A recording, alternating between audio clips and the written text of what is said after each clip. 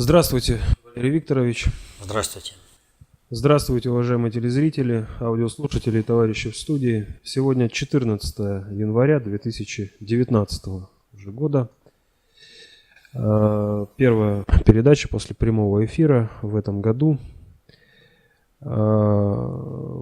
Начнем с вопроса следующего. Буквально вот на днях появилось сообщение, что 10 января президент Венесуэлы Николас Мадуро принес присягу и официально вступил в должность главы государства на второй срок с 19 по 25 годы. И причем он вступил в должность президента спустя 7 месяцев после состоявшихся там президентских выборов. Почему так долго? Что происходило все эти 7 месяцев? Но дело в том, что то, что происходит вокруг Венесуэлы, само по себе значимое явление, которое, в общем-то, характеризуется тем, что Соединенные Штаты теряют свою доминирующую роль в управлении процессами, в управлении странами и народами с надгосударственного уровня управления. Долгое время страны Латинской Америки, Центральная Америка, Южная Америка, они были в полном смысле задним двором Соединенных Штатов, где они как хотели, так и управляли. Вот что они хотели, то и делали. Где надо, какой переворот провести они проводили. Где надо, какое правительство сместить, все это проводили. Все это решалось на раз. Для проведения этого управления были созданы различные механизмы надгосударственного управления, которые призваны были скрыть именно вот это вот американское, имеется в виду Соединенных Штатов, вмешательство в дела этих стран. И одной из таких организаций как раз является Организация американских государств. Да, ОАК. И вот смотрим последнее время, что-то вот все не так в Венесуэле. И причем это последнее время растянуто уже на годы. И началось с того, что пришел на управление Венесуэлой человек, против которого выступили Соединенные Штаты. Это был Уго Чавес. Был даже государственный переворот, потом контрпереворот, и Уго Чавес снова вернулся на управление страной. И вот с этого времени, с президентства Уго Чавеса, конфликт между Соединенными Штатами и Венесуэлой постоянно нарастает. Нарастал, и казалось, все хорошо у Соединенных Штатов. Уго Чавес умер. Но вместо него пришел Николас Мадуро. И курс, который был заложен Уго Чавесом на обретение Венесуэлы государственного суверенитета, на создание из Венесуэлы в полном смысле государства, которое бы было государством именно в интересах народа, проживающего на территории Венесуэлы. Этот процесс он продолжился. А Соединенным Штатам это никак не нужно. Соединенным Штатам нужно выкачивать ресурсы из этого региона и на этом деле паразитировать. Именно этим занимаются американские страновые элиты, сейчас вступившие в конфликт с Трампом. Трамп борется за сохранение Соединенных Штатов, и он понимает, что Соединенные Штаты, и глобальные элиты понимают, что ресурсные возможности у Соединенных Штатов не безграничны, они уже практически надорвались, и им нужно сбрасывать вот это управление другими странами и народами, которые высасывают ресурсы из Соединенных Штатов. А вот американская страновая элита, которая занималась выкачиванием ресурсов из других стран, она сразу теряет сферу своего собственного существования. Отсюда они, естественно, выступают против Трампа. Так вот, что происходило после выборов в Венесуэле? 20 мая Николас Мадуро был избран вполне законным, легитимным путем. президентом Венесуэлы на второй срок. Все нормально. Но тут же, сразу же, парламент Венесуэлы отказался его легитимировать. То есть он не может принять присягу для того, чтобы стать президентом страны. Потому что парламент полностью находится под контролем Соединенных Штатов. И там просто находятся марионетки, в полном смысле подпиндосники, которым вообще не важно, что будет с Венесуэлой и с ее народом. Главное услужить Соединенным Штатам, хозяину. Это вообще черта всех подпиндосников во всем мире. Чувство хозяина. И видеть его в лице именно американского господина. Так вот, парламент выступил. Парламент бьется за то, чтобы Венесуэла была в полном смысле колонией Соединенных Штатов, чтобы Соединенные Штаты полностью там распоряжались.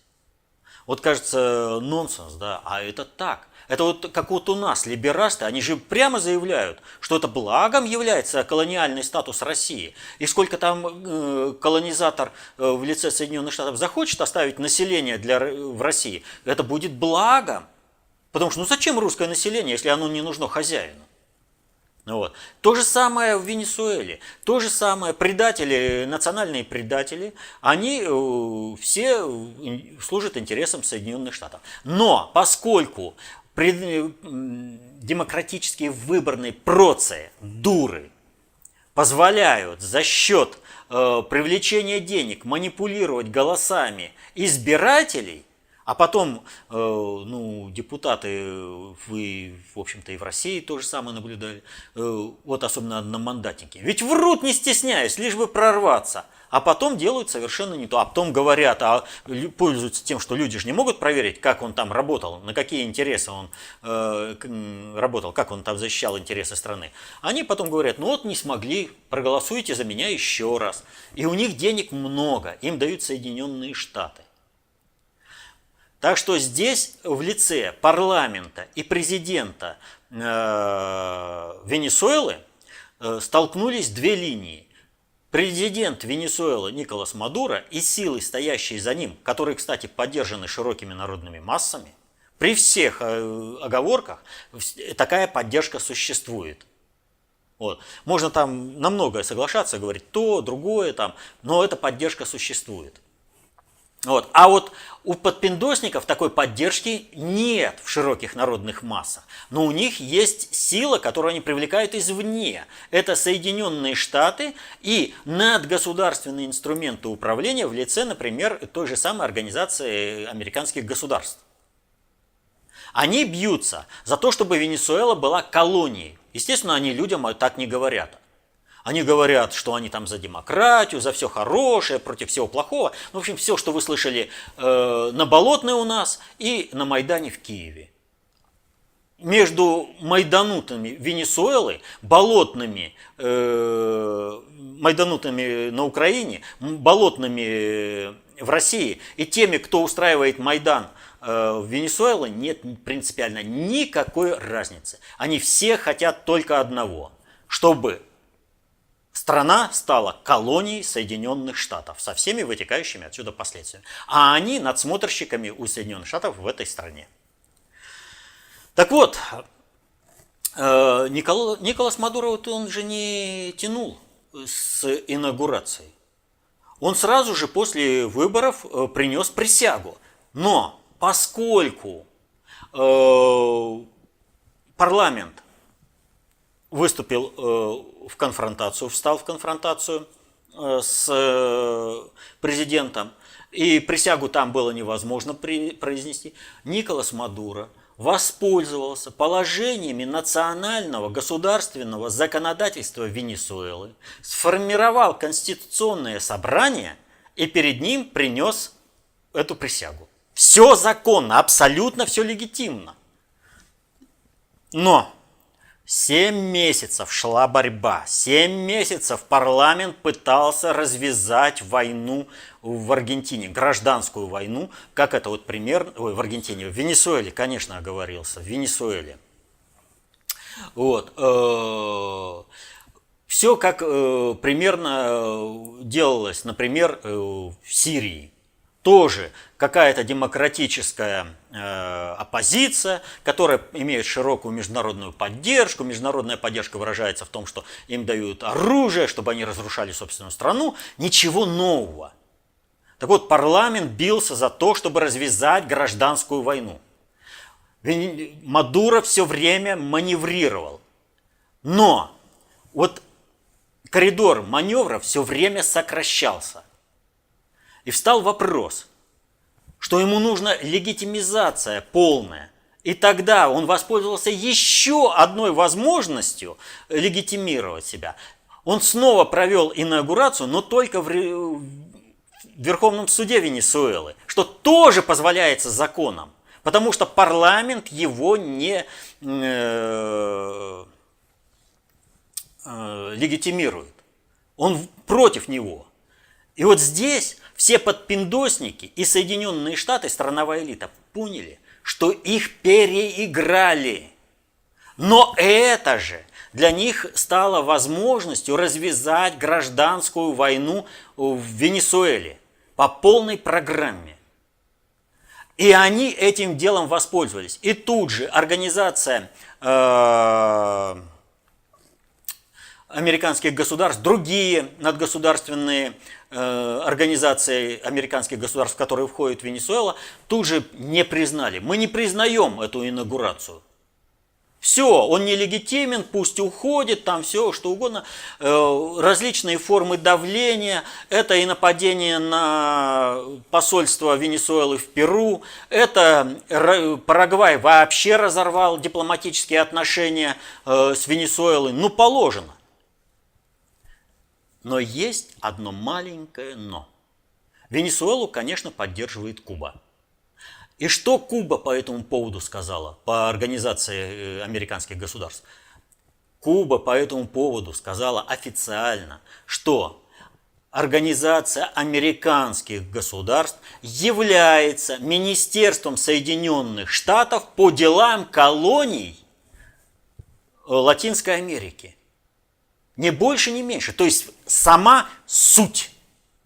А это уже очень мощное противостояние.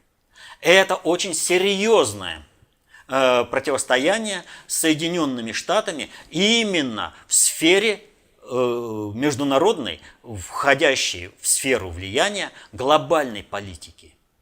Для того, чтобы сделать такое заявление, Куба, естественно, должна подтвердить последующими действиями, что она сможет такому давлению противостоять. Не то, что она выстояла в течение стольких лет под санкциями и в экономической блокаде против Соединенных Штатов, а в возможностях работы с надгосударственного уровня со странами Латинской Америки. Это принципиально иное.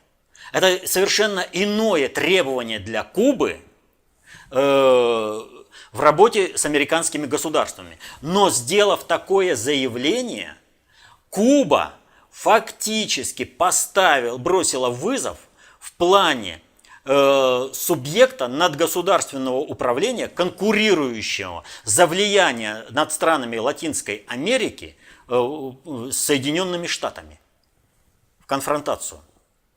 А здесь еще больше всего разного. Это тебе не одной страной надо выстоять. Тебе надо маневрировать. Чем она может сманеврировать?